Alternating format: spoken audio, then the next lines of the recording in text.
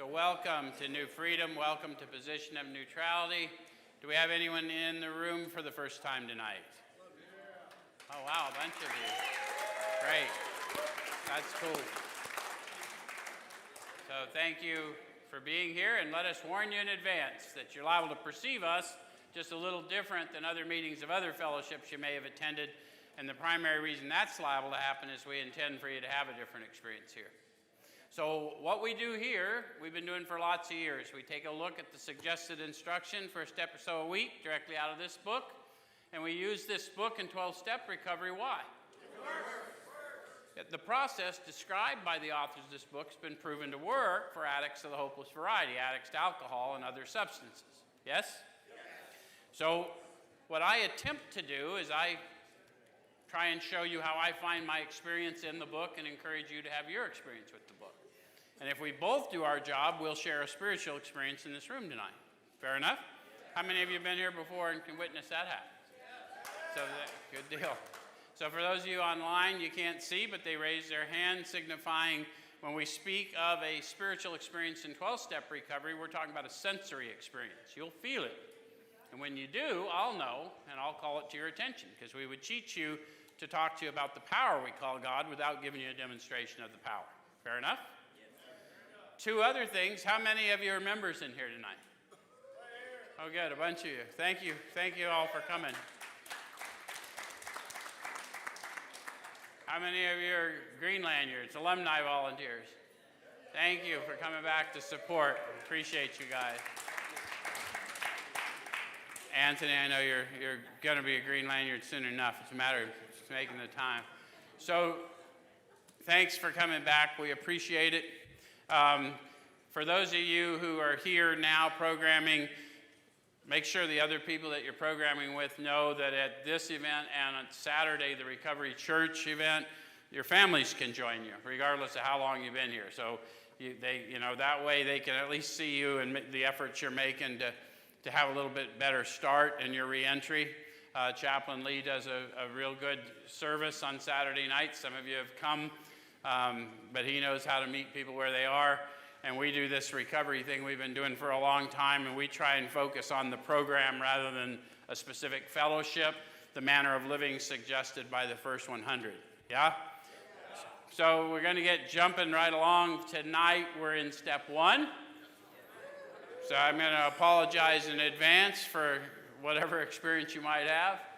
Because, step 1 experience isn't all butterflies and glitter, right? So let's first start out. I like for people to understand why we do what we do the way we do. Most of you recognize this book. What do you call it? It's a big fucking book, right? But what the book's real name is, Alcoholics Anonymous, the story of how many thousands of men and women have recovered from alcoholism. So the reason I call that to your attention is this is their story, not necessarily ours or anyone you've met in the last several years. Does that make any sense? So a lot of times we'll say, well, my sponsor said, and respectfully I'd like to say, unless we're in your sponsors anonymous, I'd rather see what they said. Right? I tried Joe's anonymous. It was a lonely experience. So what I like to do is show you that this is their collective experience. They tell us of their demographics. They tell us of what it feels like, what it transforms into to awaken spiritually, regardless of their initial belief. Does that make sense? Because the goal of 12-step recovery is what? To awaken spiritually. Some people think it's about being abstinence, but no, it's not. Because they would have said that if they meant, having been struck sober as the result of these steps. That's not what they said. That having awakened. Yes? Okay. All right, so that's the name of the book. And I'm going to go to the forward to the first edition, and we're going to talk about who the we are, just to get some foundational stuff squared away. So the forward to the first edition introduces us to the authors of the book, and it starts with a big capital We. How many of you have been told we're a we program? We might be a we program, but that's not the we they're talking about. We're probably a we fellowship, and then there's some of us in the we fellowship who have also thoroughly followed their path. But that's far more rare than the average person sitting in the fellowship. And so if you believe yourself to be an addict or an alcoholic of the hopeless variety, we may want to check in with these guys instead of some of the other sources we've checked. Does that make sense? I like you to understand, they record it in the book. I'm not going to get into it tonight, but they record in the book from 1939 to 1955, a span of 15 years or so, they recorded a 65% efficacy. And that included people who got sober, went to a world war, and returned from a world war. Now, those of you that are around behavioral health now know what I know. We have stumbled significantly in spite of the advances in medical science and psychiatric tactics and all of these things. We have fallen somewhere less than 10. And we believe here at New Freedom, it's because somewhere along the way the fellowships took the power out. So we would like to reintroduce everyone in this fellowship to power. Okay. So it says, we of Alcoholics Anonymous are more than 100 men and women who have recovered from a seemingly hopeless state of mind and body. To show other alcoholics precisely how we have recovered is the main purpose of the book. So the reason we do what we do is I have learned to read this book of experience. And although I don't know what the book says to you, I am an expert in my own experience. So I will share that experience with you as I discover how it aligns with theirs and see if we don't relate. Does it make sense? And we've been doing it for years and years and years. And people seem to, the people keep coming. And you know, whatever. I was told once upon a time that this is what I was supposed to do until I was told otherwise. And I got told by the one who has all power. So I show up. Right? All right, so for them, we hope these pages will prove so convincing that no further authentication will be necessary. So if we get you through these pages, and if you do the things suggested and you have a similar experience, then no further authentication of their experience will be necessary, because now you'll be squarely on their path. Does that make sense? Okay, so I want to jump from there over to the doctor's opinion, and I'm going to start right at the beginning of the chapter tonight. The doctor's opinion, it's on XXV, Roman numeral 25. Here's that big W, we again. Any of you following in your book? Notice how they made a big W? We. Who's we? The first 100. We call that to your attention. It's so important because if my experience doesn't align with theirs, what's that tell me? I must not have thoroughly followed their path. Doesn't mean I'm unique and everyone should follow me now. More ways than one. Well, of course, there's fucking thousands of ways. I tried 999. Okay. So we of Alcoholics Anonymous believe that the reader will be interested in the medical estimate of the plan of recovery described in this book. So this is the authors talking to us about the doctor's opinion, and they're saying, drunks, us drunks, are interested in what the doctor has to say. How about you? Does that make sense? Convincing testimony must surely come from medical men who have had the experience with the sufferings of our members and have witnessed our return to health. So the doctor's opinion is based on treating these addicts, these alcoholics of the hopeless variety, and seeing their return to health and having no explanation. They started believing what the early AAs were telling them about this story. Yes? So a well-known doctor, chief physician at a nationally prominent hospital specializing in alcoholic and drug addiction, gave Alcoholics Anonymous this letter. So this is the guy, Dr. Silkworth, you hear so much about. We're going to read his letter, and then we're going to see what the authors say about that, and then we'll jump into a little more of his text, and then we'll go see if we can have an experience. So it says, to whom it may concern, so that would be any one of us. Perhaps, since you're here. I have specialized in the treatment of alcoholism for many years.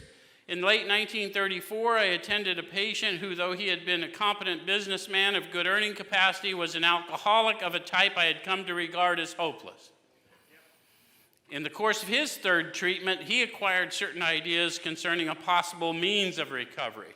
So he's talking about Bill Wilson, and he's talking about some other chances Bill had or efforts Bill had at recovery that were not as successful as Bill would have liked. Have any of you come and then done a little more research? Did any of you feel diminished because of that experience? So I always like to point out, if you're feeling diminished, let's put that on the shelf, because the author of the majority of this book was on his third try when Dr. Silkworth got a hold of him. As part of his rehabilitation, he commenced to present his conceptions to other alcoholics, impressing upon them that they must do likewise with still others. This has become the basis of a rapidly growing fellowship of these men and their families. This man and over 100 others appear to have recovered. So he's writing this. Bill was in treatment in 1935. He saw him in his cups. By 1939, he's writing the foreword to this book. So he's had some time to see Bill doing well, and he's seen this fellowship growing up as a result of what Bill's doing. But I like to call your attention to, as a part of his rehabilitation, he commenced to present his conceptions to other alcoholics, impressing upon them that they must do likewise with still others. When did we stop telling people that they must do likewise with still others? Because I've heard that nonsense in our fellowships, and I'm here to tell you, you must do likewise with still others. Who felt that? That's the power. That's happening in you. Okay. And it is that we're sharing this with others that has become the basis of the rapidly growing fellowship. Otherwise, we don't stick, do we? How many of you have come, go, this ain't for me, and didn't stick? Okay. All right. So I'm going to jump over to the next page, and I'm going to look at the alcoholics now, talking about the doctor's letter and leading us into the doctor's expanded text. The physician, who at our request gave us this letter, has been kind enough to enlarge upon his views in another statement which follows. In this statement, he confirms what we who have suffered alcoholic torture must believe, that the body of the alcoholic is quite as abnormal as his mind. So they put a dash there before they told us what it is we must believe. I must know that my drinking, my drug use is not entirely a question of willpower. Doesn't matter if your opinion, if you think that's nonsense. I better know it. Does it make sense? And I say this because people will say, well, you're only powerless after you take the first one. Nope, that's not true. That's why they call it the insanity of the first drink, because I was powerless before I took that son of a bitch. I chose to drink. Really? Get up on the building, jump off, say I chose to hit the ground, see if it changes the outcome. Might give you the warm and fuzzies because you felt empowered, but splat, it still happened.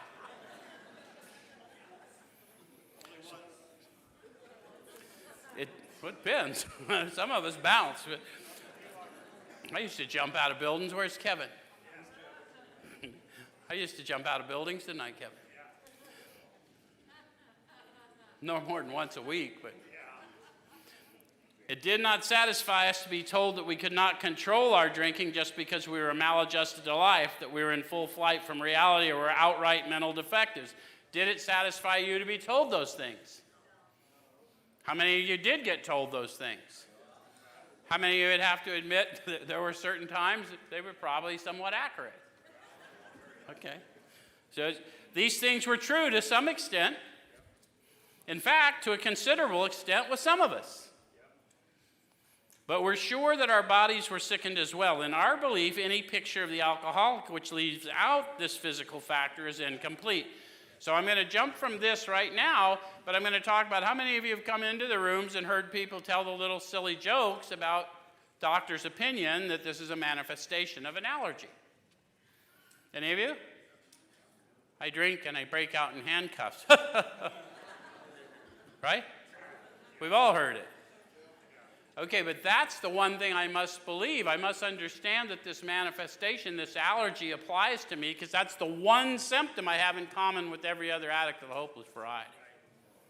So how many of you are drinkers? Some percentage of you. When you drank, did you find that alcohol energized you? Yes! It's a sedative. That would be an abnormal reaction to a sedative. And if you're a medical person, you'd go, that's strange. That may be the manifestation of an allergy. Is it starting to make sense now? Where's my opiate addicts? So do we need to go down that road? Everybody, you're out, and everyone's like, oh, he's all strung out again. And then somebody gives you a little bump, you're out raking the yard.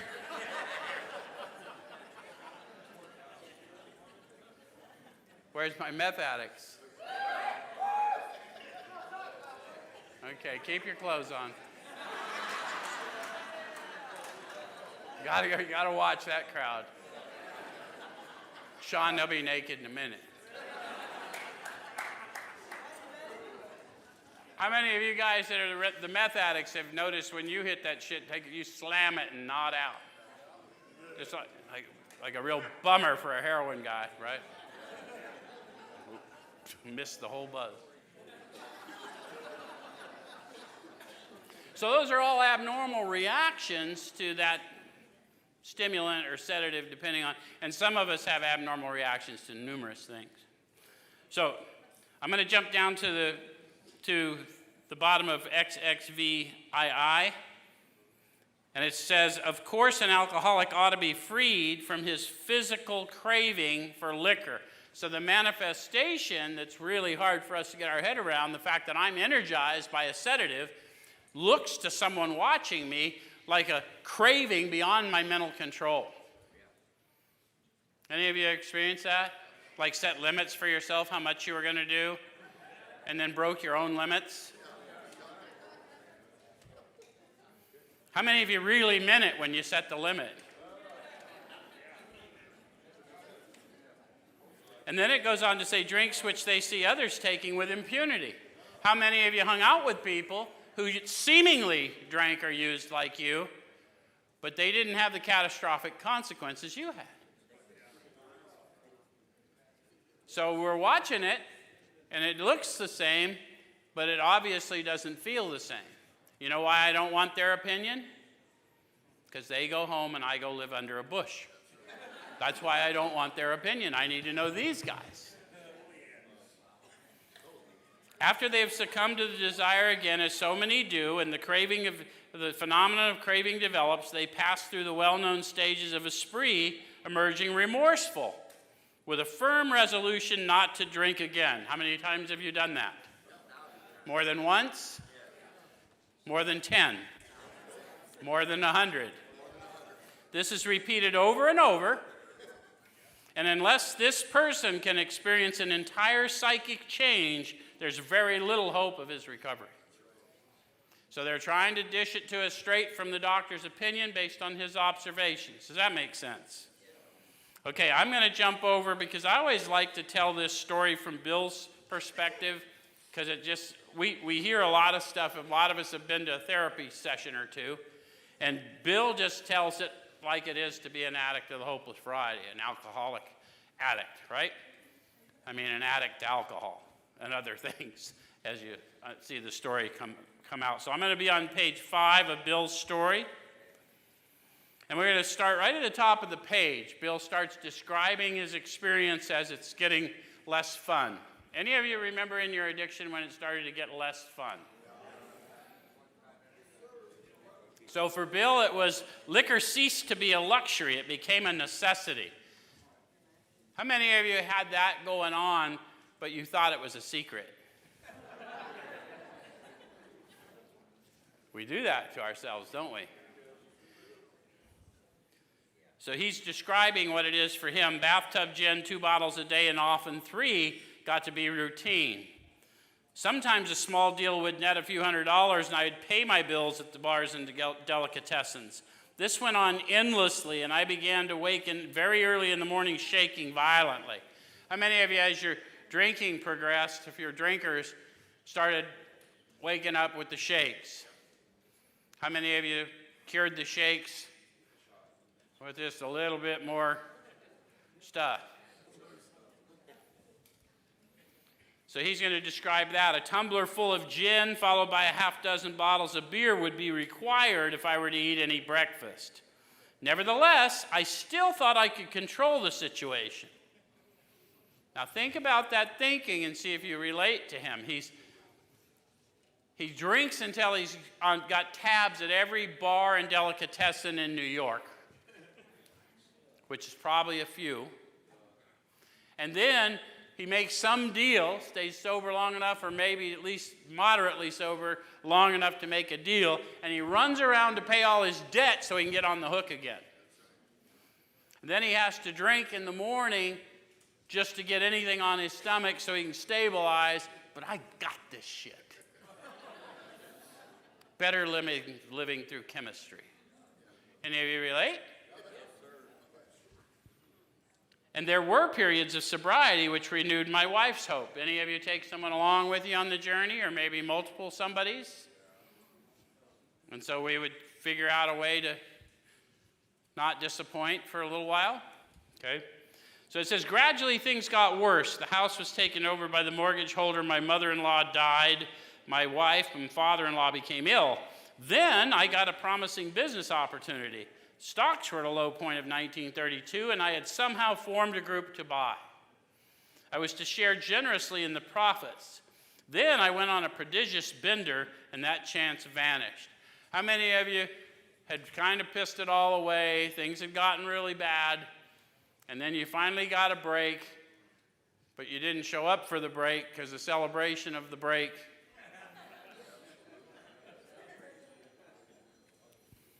I woke up. This had to be stopped. I saw I could not take so much as one drink. I was through forever. Any of you remember that? Before then, I had written lots of sweet promises, but my wife happily observed that this time I meant business, and so I did. How many of you promised somebody, if you loved me, you'd stop? I really do love you, and I really mean it, and I hope you're not easily disappointed. It's only a half joke, right? Because y'all, some of you felt that. That was supposed to go here, not, yeah.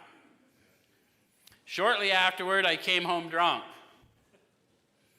There had been no fight. Where had been my high resolve? When they put a question mark in this book, the idea is to see if you ever had such a question. Go inward, introspective. Did you ever go get loaded after you knew it wasn't safe to do even one, and then wonder, why'd I do that?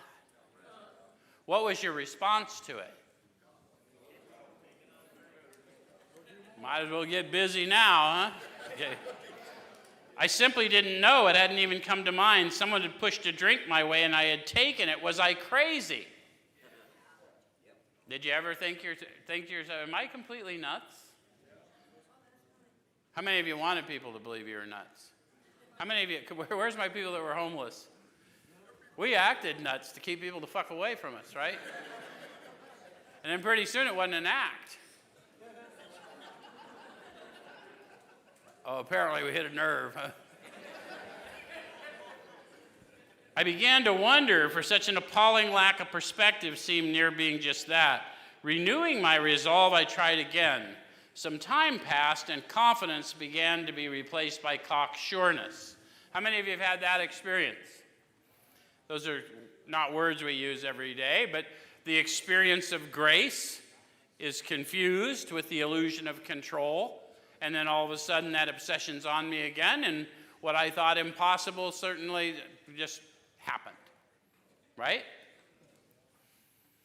I could laugh at the gin mills. Now I had what it takes. One day I walked into a cafe to telephone. In no time I was beating on the bar, asking myself how it happened. As the whiskey rose to my head, I told myself I would manage better next time, but I might as well get good and drunk then, and I did. Anyone relate? Any of you think maybe you'd like your sobriety date to be on a more convenient date? I'm just going to drink for a week or two, and I'll just make mine, June 1. And you just don't pick a decade, and it works out all right? So it says, the remorse, horror, and hopelessness of the next morning are unforgettable. So come on, guys. I'm assuming I got people here with some history in addiction. You used sometime after you knew it was not safe for you to use. Bring to consciousness the remorse, horror, and hopelessness of the next day. Come on, somebody do it. I'll know when you do. You okay? You can feel it, can't you? It is unforgettable, isn't it? And if none of you have ever done that, if you just were one and done, how many of you have had one of these drunk dreams? Did you wake up with remorse, horror, hopelessness? You didn't even do it, but it seemed so real. But you're figuring out how you're going to lie, who you're going to lie to, what am I going to do? The courage to do battle was not there. My brain raced uncontrollably, and there was a terrible sense of impending calamity. I hardly dare cross the street lest I collapse and be run down by an early morning truck, for it was scarcely daylight. An all-night place supplied me with a dozen glasses of ale. My writhing nerves were stilled at last. The morning paper told me that the market had gone to hell again. Well, so had I. The market would recover, but I wouldn't. That was a hard thought. Go with him on a hard thought. Every one of us had a hard thought. At some point in our active addiction, we figured out that if we didn't try again, we couldn't fail again. Anyone know what I'm talking about? Yeah, some of you really went there.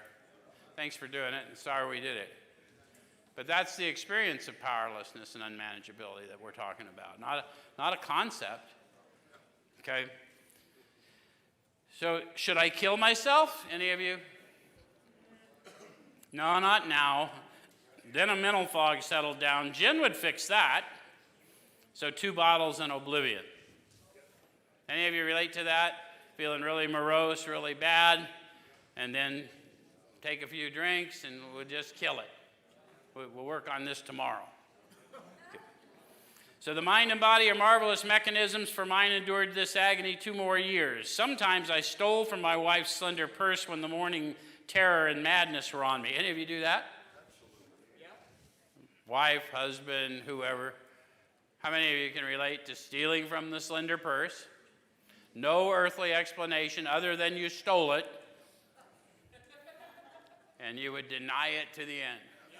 I just can't imagine. Have you looked in the couch?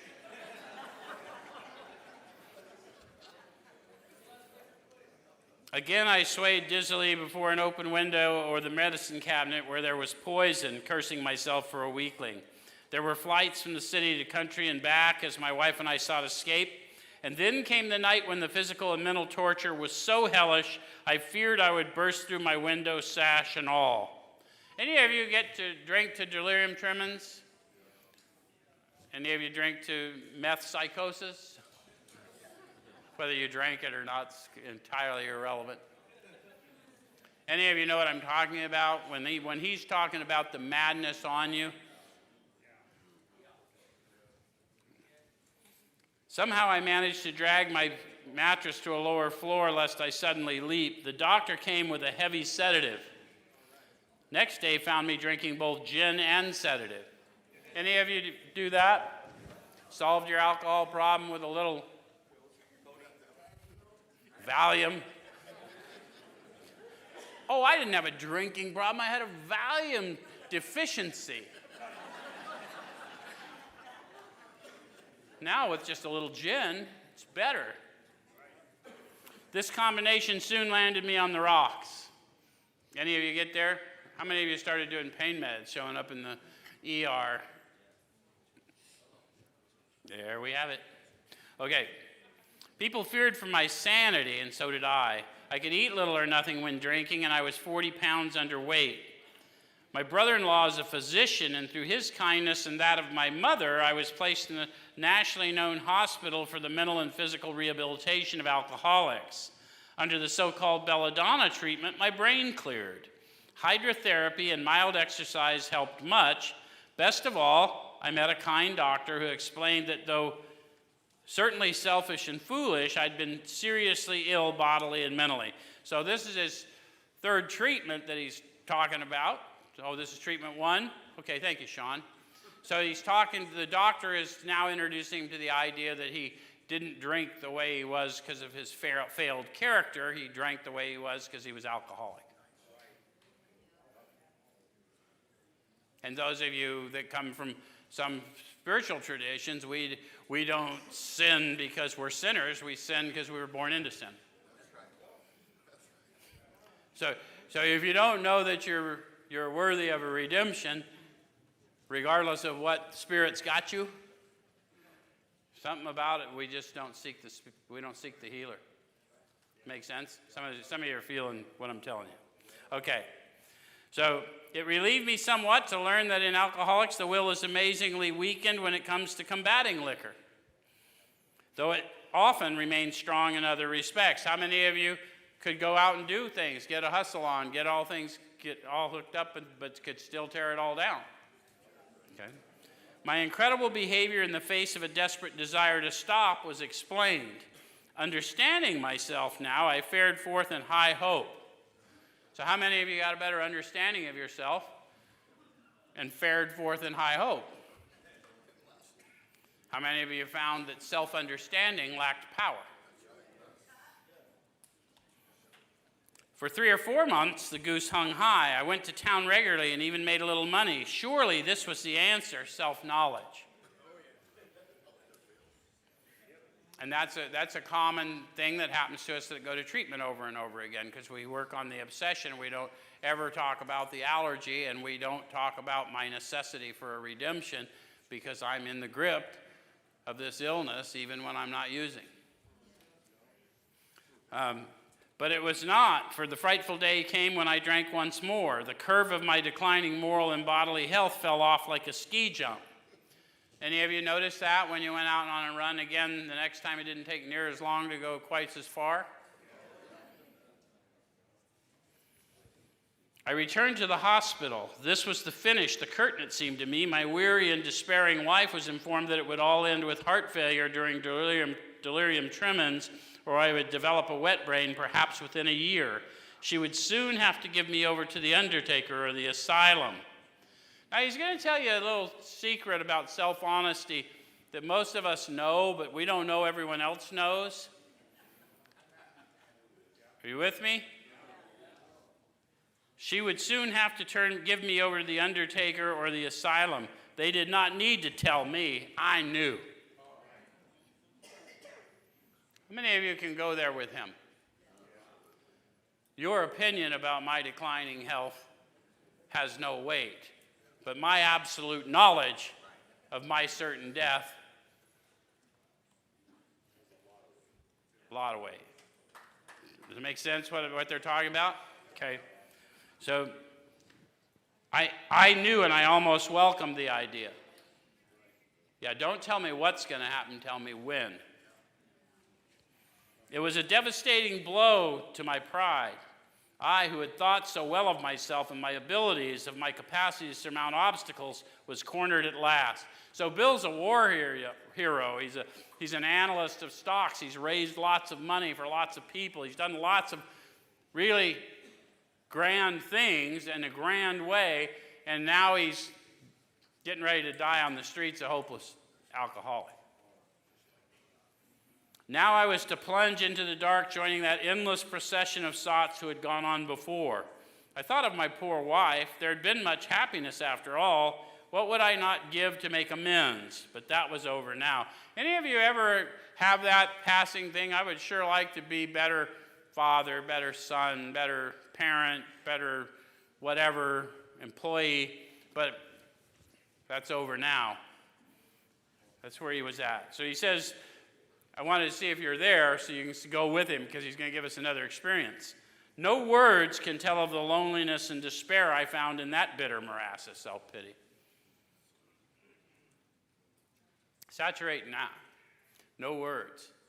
When you just know that I have hurt everyone that ever cared, and they think I don't care, and that's why I hurt them, and I care deeply, and I have no earthly way to show it, and I don't know how to explain to you the depths of my pitiful and incomprehensible demoralization, they describe it.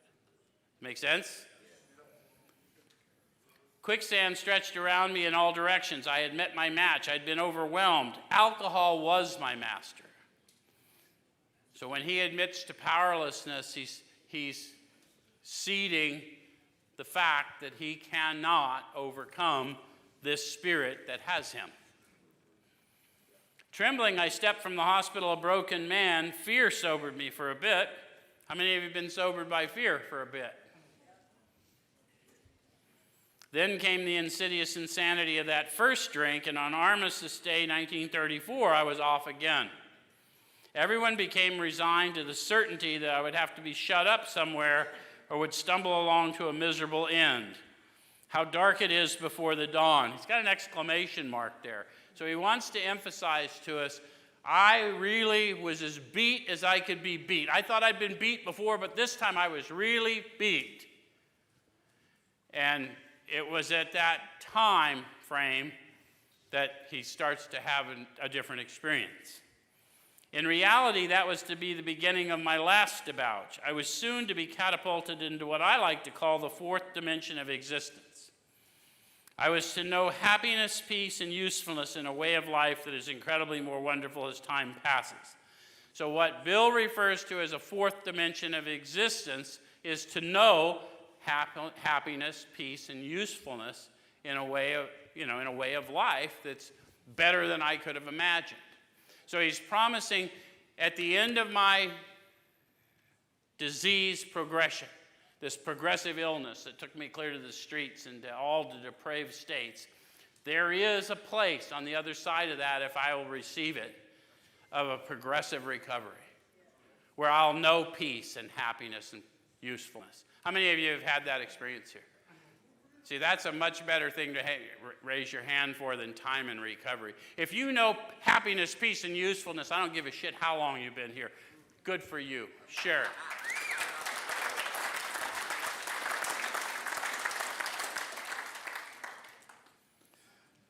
Okay, so near the end of that bleak November, I sat drinking in my kitchen.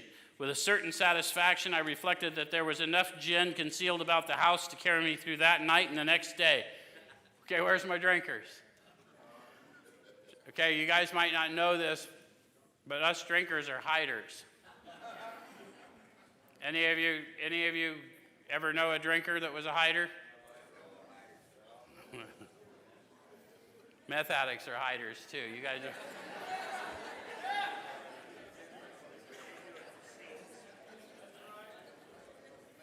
My wife was at work. I wondered whether I dare hide a full bottle of gin near the head of our bed. I would need it before daylight. How many of you got to where you're slipping in and out of delirium tremens and you had to hit a nudge so you go back to sleep, maybe hold the vomit down a little longer? Yeah. So my musing was interrupted by the telephone. The cheery voice of an old school friend asked if he might come over. He was sober. Now, Bill writes he was sober in italics. So you got to get who this guy is. This old school friend is Ebby. And Ebby is the one guy that Bill knew, at least I'm not that bad yet. How many of you are real addicts, real alcoholics, hopeless variety type? You notice how we always had one that at least we're not that bad yet? They get harder to find.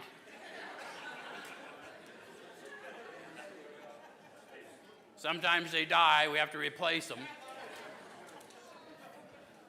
True. So it was years since I could remember his coming to New York in that condition. What condition? Sober. Like the dude does not show up sober. Like Bill has any judge, because Bill's not sober. So he says, I was amazed. Rumor had it that he'd been committed for alcoholic insanity. I wondered how he had escaped. That's how amazed Bill is. This guy's been committed. He must have busted loose and come to New York to see me. So he says, of course, he would have dinner and then I could drink openly with him.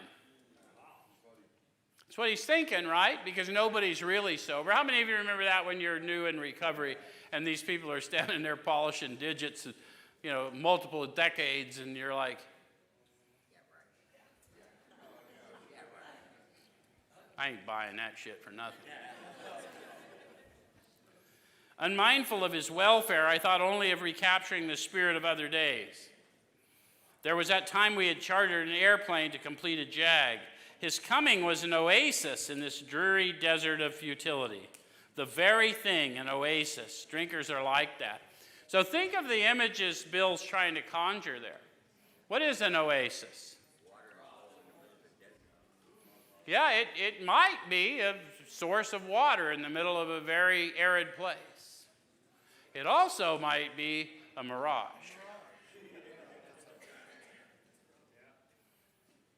And that's what he wants us to call our attention to. Because what we naturally assumed, it's the water. But how many times did we drink the sand? Drinkers are like that.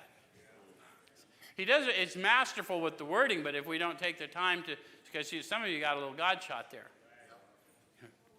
Okay, so, yes, you must be drinkers. I'm looking right at you, Carrie-Ann. There ain't no hiding there. All right, so the door opened and he stood there fresh-skinned and glowing. I know I say this every time, it's the weird description. I'm not going to make fun, but I have to make a little fun.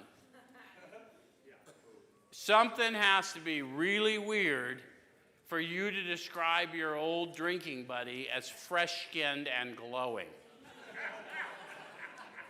That makes me uncomfortable even bringing it up.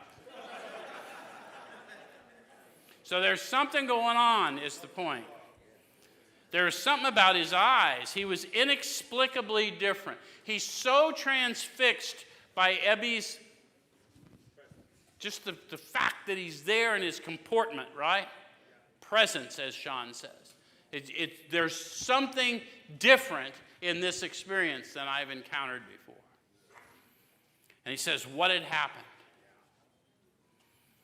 I pushed a drink across the table. He refused it. Disappointed but curious, I wondered what had got into the fellow. He wasn't himself. So how many of you have been disappointed but curious? Push a drink across. No, I don't want it. Okay. Huh. Maybe. Maybe. He's probably going to sneak it. Come, what's all this about? I queried. So this is the thing you got to get. Here's drunk Bill, drunk and drinking. He famously thinks himself atheist, sort of graduates to agnosticism along the way. But at this point in his life, he has run headlong into his encounter with this power we call God. And what was different about Ebby is he was full of presence. And so he talks about this.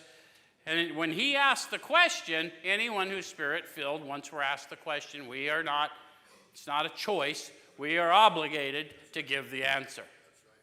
So what happened was, he looked straight at me, simply but smilingly, he said, I've got religion. Now, you got to get honest with yourself here.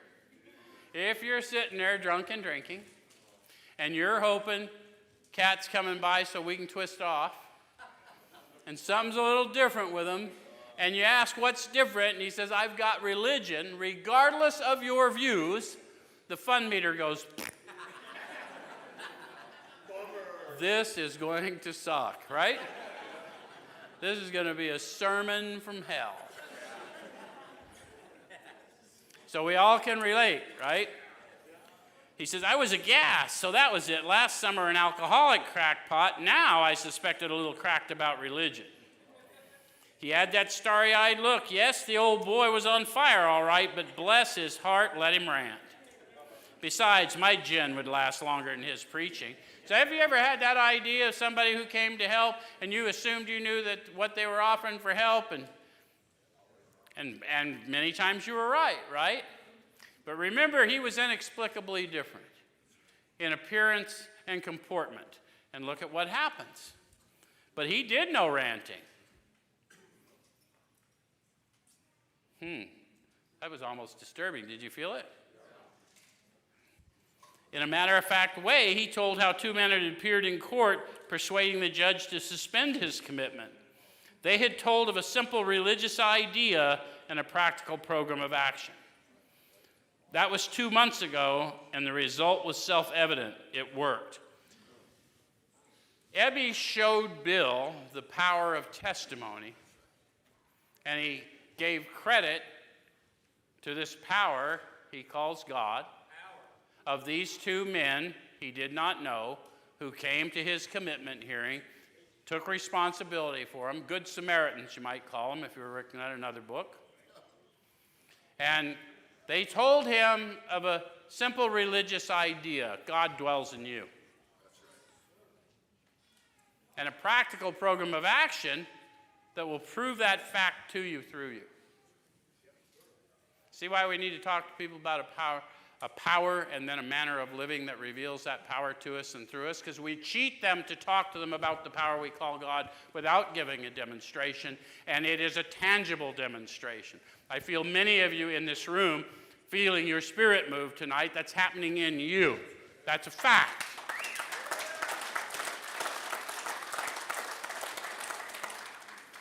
So he's sober, he can't be sober, so Bill's concluding it worked.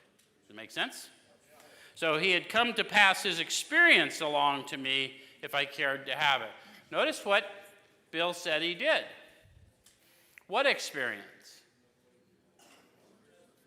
Of awakening to his spirit. He came to pass along to him a simple religious idea. Bill, God dwells in you. And if you'll do what they showed me, you'll know too. And you'll do likewise with still others. And if you read that other book, Signs and Wonders follow us for years now. Does that make sense? Okay. So certainly I was interested. If I cared to have it, I was shocked but interested. Certainly I was interested, for I had to be, for I was hopeless. He talked for hours. Childhood memories rose before me. I could almost hear the sound of the preacher's voice as I sat on still Sundays way over there on the hillside. There was that proffered temperance pledge I never signed, my grandfather's good-natured contempt of some church folk and their doings, his insistence that the spheres really had their music, but his denial of the preacher's right to tell him how he must listen, his fearlessness as he spoke of these things just before he died. These recollections welled up from the past. They made me swallow hard. So Ebby had just declared to Bill in his drunken state that he had been redeemed by this power, and he was now there to pass that experience on to him. Bill instantly started getting revelations of his youth and how he had scoffed at God, scoffed at religious people, but he knew this grandfather who, although he scoffed at the doings, the comings and goings of the religious people, he had no doubt that there was this underlying rhythm. He was basically on his deathbed defiant. I will not tell you how to worship my God. I will not listen to you tell me how to worship my God. And then he says that they made me swallow hard. How many of you have just been talking, telling a story, and your spirit moved, and all of a sudden you were filled with emotion? Would you describe that as making you swallow hard? See how Bill is talking to us about a tangible sensory experience he had where he went from atheism to agnosticism and he came to believe as he walked this program out. Does that make sense?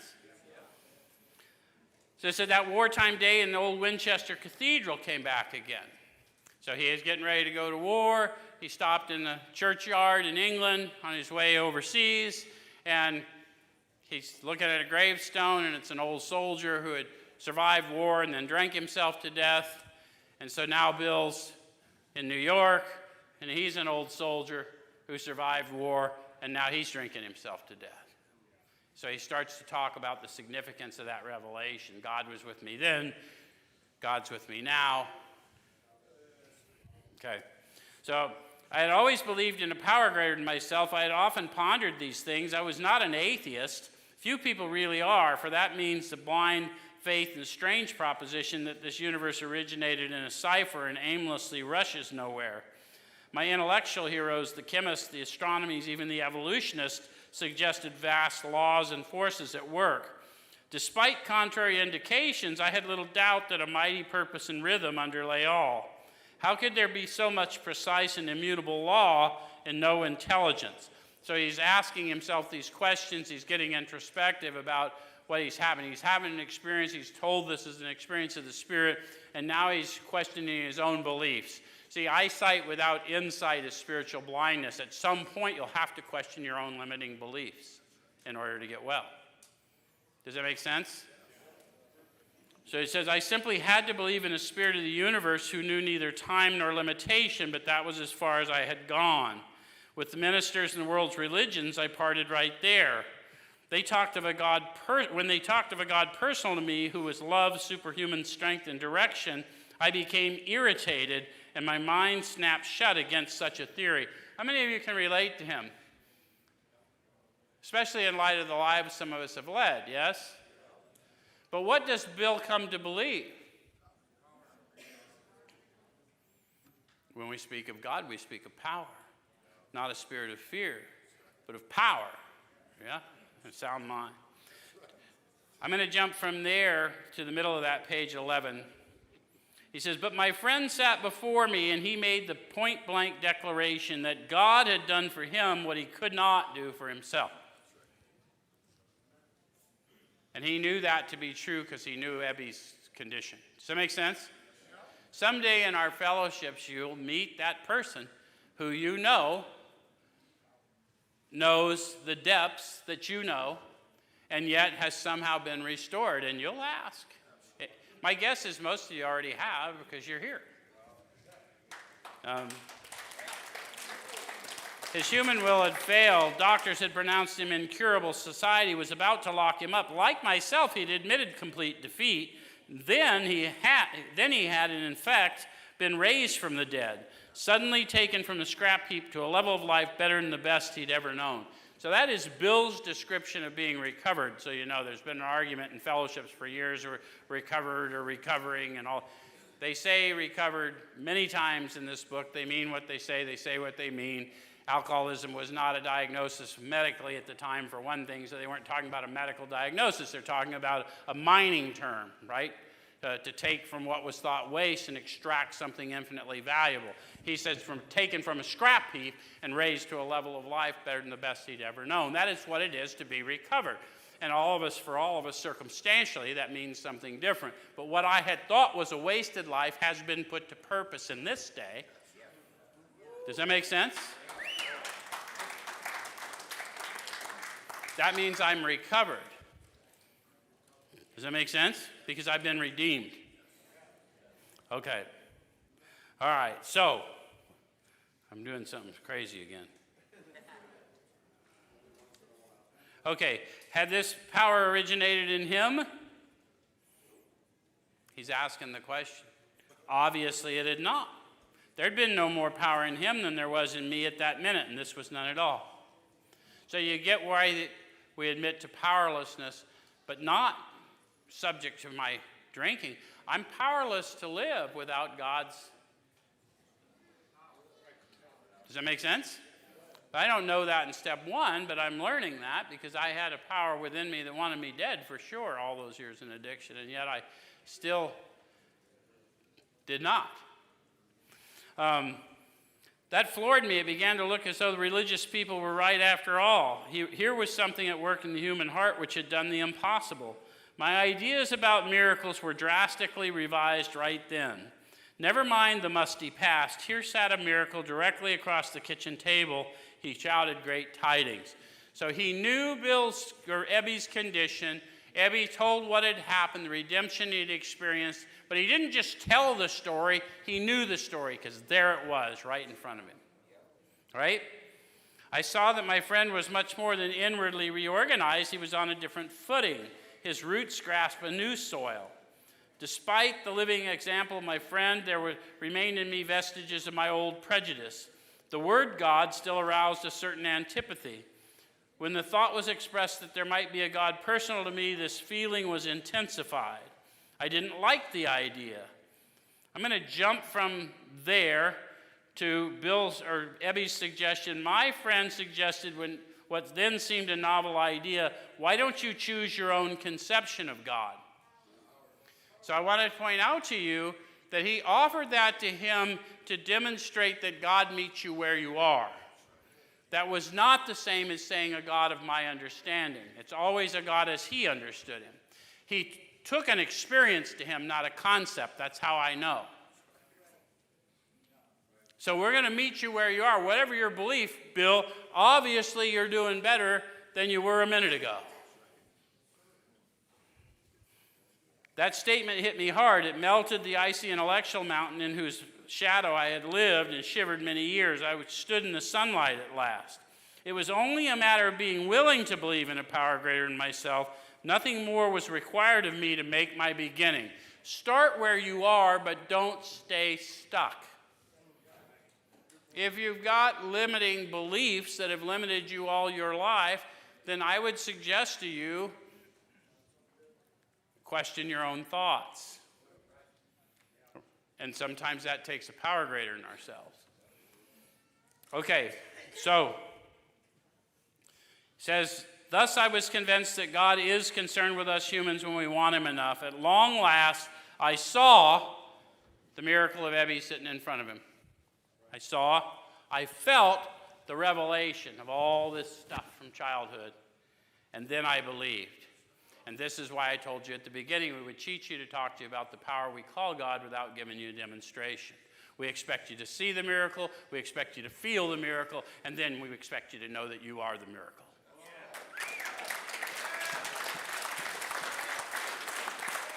That's it. Next week we'll look at 2.